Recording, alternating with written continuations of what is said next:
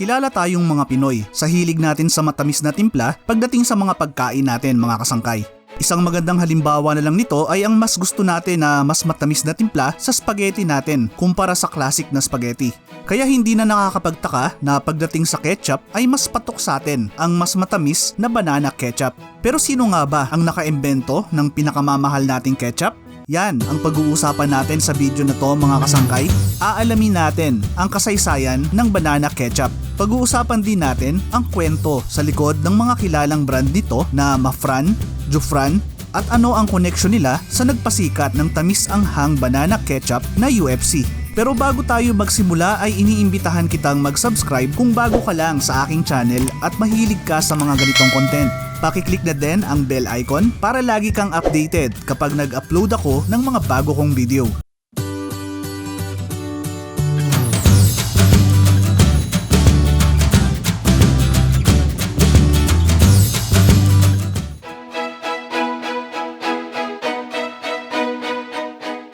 '1800s pa lang mga kasangkay ay mayroon ng tomato ketchup na naging sikat na sausawan at pampalasa sa iba't ibang pagkain. Ang mga Amerikano ang nagpakilala sa bansa ng tomato ketchup na di magtatagal ay sisikat at magiging parte ng hapag nating mga Pilipino. Pero alam nyo ba mga kasangkay na isang bayaning Pilipina ang nakaimbento ng banana ketchup? Siya si Maria Ilagan Orosa. Kung pamilyar sa inyo ang pangalan niya ay marahil dahil na din sa kalye na ipinangalan sa kanya sa Ermita sa Manila.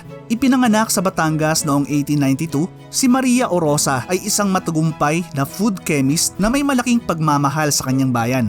Bagamat nakapag-aral sa Amerika at sa batang edad ay naging assistant state chemist pa sa Washington, ay mas pinili ni Orosa na bumalik sa Pilipinas noong 1922 para magturo at magsilbi sa kanyang mga kababayan. Dito ay marami siyang naimbento at ipinakilalang mga teknolohiya sa mga Pilipino pagdating sa pagkain. Ilan sa mga ideya niya ay ang paggamit ng iba't ibang prutas ng Pilipinas sa paggawa ng wine, jam at jellies. Siya din ang kauna-unahang nag-preserve ng makapuno, gumawa ng calamansi juice powder, nagpakilala ng mga frozen mangoes na pang-export at nag-imbento ng palayok oven na talaga namang napakinabangan ng mga kababayan nating maralita. At noong panahon nga ng giyera noong World War II nang maimbento niya ang magiging sikat na banana ketchup. Ito kasi yung panahon mga kasangkay na nagkakaubusan na ng pagkain sa bansa at naging limitado lang ang pag-i-import ng mga kamatis na panggawa ng ketchup. Naisip ni Orosa na bakit hindi gamitin ang prutas na mas mura at marami tayong supply. At yun nga ay ang saging. Gamit ang saging na saba kasama ang ilan pang mga sangkap ng tomato ketchup gaya ng suka at asukal ay nakagawa nga si Maria Orosa ng bagong sausawan. Ang problema lang ay ang di ka nais-nais na kulay nito na may pagka-brown yellow. Gumamit si Orosa ng food coloring para mailapit ang kulay ng banana ketchup sa nakasanayan ng tomato ketchup.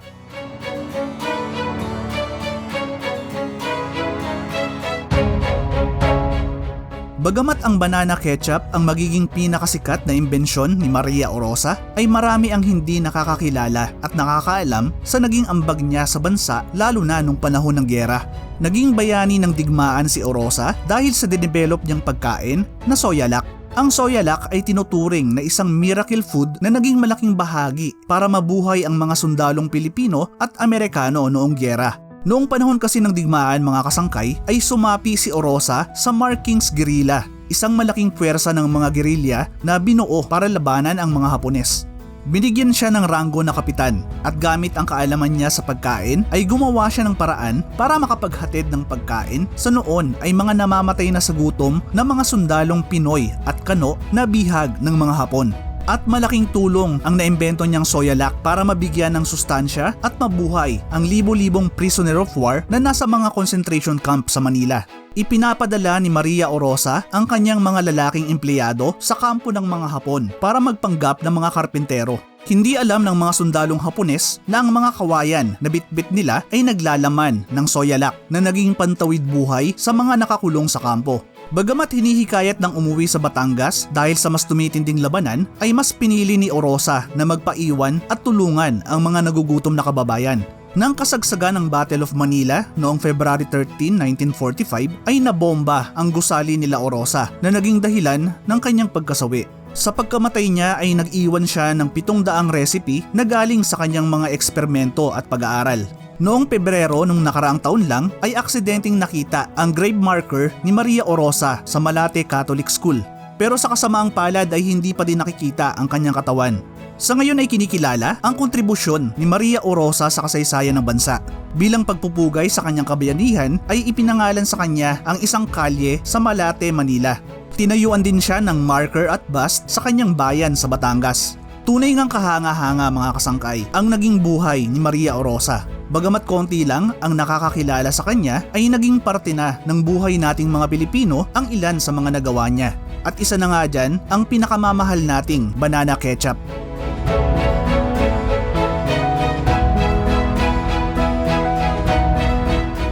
Isa sa mga iconic brand ng paborito nating ketchup ay ang UFC Tamis Anghang Banana Ketchup. Pero paano nga ba nagsimula ang iconic brand na to? Bagamat si Maria Orosa ang kinikilalang inventor ng banana ketchup, ay si Magdalo B. Francisco ang kinikilala na nagdala nito sa masa. 1938 pa lang daw ay nagsimula na si Francisco ng sarili niyang paraan ng paggawa ng ketchup gamit ang saging. At noon ngang 1942 nang makadevelop siya ng teknolohiya para sa commercial production ng banana ketchup.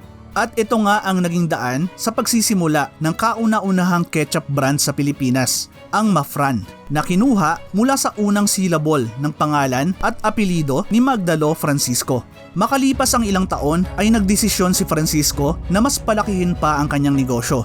Nilapitan niya si Tirso T. Reyes para pondohan ang binabalak niyang expansion. At dito nga magsisimula ang pagkakatatag noong 1960 ng Universal Foods Corporation o mas kilala nating UFC. Pero hindi nagtagal ay umalis din si Francisco sa UFC dahil sa hindi pagkakasundo sa loob ng kumpanya. Dito niya naman sinimulan ang isa pang brand ng banana ketchup na Jofran na kinuha naman sa pangalan ng anak niya na si Magdalo June Francisco Jr.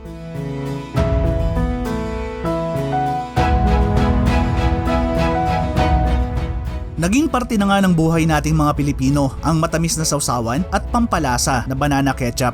Parang hindi kumpleto ang kain natin ng tortang talong, fried chicken, silog, hamburger, french fries, at iba pang pagkain kapag walang kapartner na ketchup.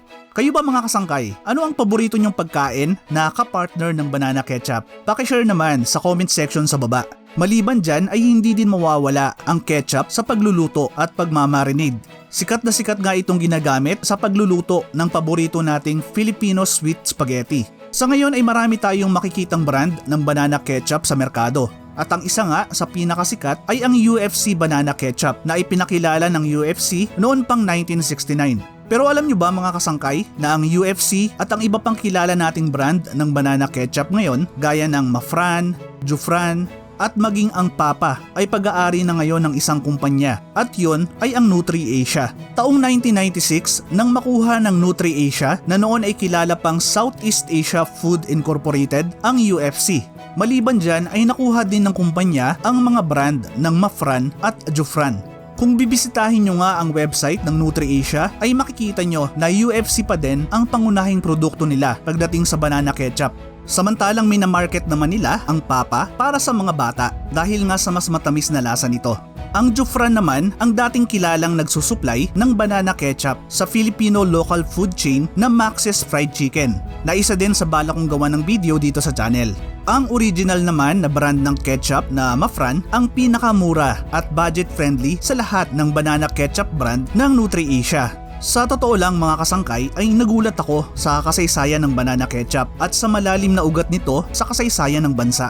Napahanga ako sa kabayanihan at pagiging malikhain ni Maria Orosa at napabilib sa pagdadala ni Magdalo Francisco ng banana ketchup sa masa. Kaya ngayon ay mas lalo ko pang na-appreciate ang pagmamahal nating mga Pinoy sa maipagmamalaki at sarili nating banana ketchup. Maraming salamat sa muling pagsama hanggang sa dulo ng video natin mga kasangkay. Ano ang masasabi nyo sa kwento ng banana ketchup at sa mga kilalang brand nito? Ano ang mas paborito nyong brand ng banana ketchup? UFC ba? Papa? Mafran? Jofran? O iba pa? Paki-share naman yung mga kwentong banana ketchup ninyo sa comment section sa baba. Paki-click na din yung like button kung nagustuhan nyo yung content na to. Hanggang sa susunod na video mga kasangkay. Thank you for watching.